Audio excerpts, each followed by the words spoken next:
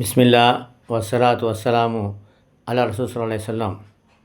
கணித்துகளே, அல்லாஹு தாலா குர்ஆனிலே குறிப்பிடுகின்றான், ஓ விசுவாசிகளே, நீங்கள் இஸ்லாத்திலே முழுமையாக நுழைந்து விடுங்கள், ஷைத்தானுடைய அடிச்சுவட்டை பின்பற்ற வேணாம் என்று சொல்லி காமிக்கின்றான்.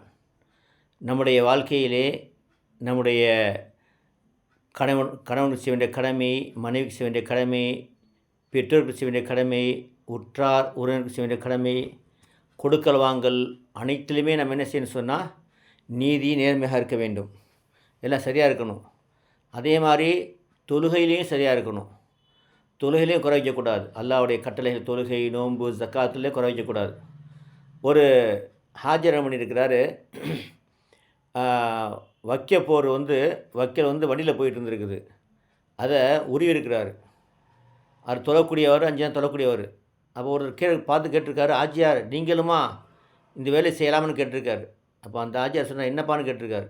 நீ வக்கீல உருவுறீங்கள, அது ஹராமாச்சுங்கும் போது அவர் சொல்லியிருக்கிறாரு, எப்போ நான் தொழுகிறது வணங்குறதெல்லாம் அல்லாஹ்வுக்க வேண்டி, வைக்கப்படுங்கிறது மாட்டுக்கான்னு சொன்னாராம். அந்த மாதிரி இல்லாமல் நாம் 5 நேரம் தொழுகணும், அனைத்து விஷயங்களிலுமே என்ன செய்யணும், அல்லாஹ்வுடைய கட்டளை பின்பற்றணும். அல்லாஹ்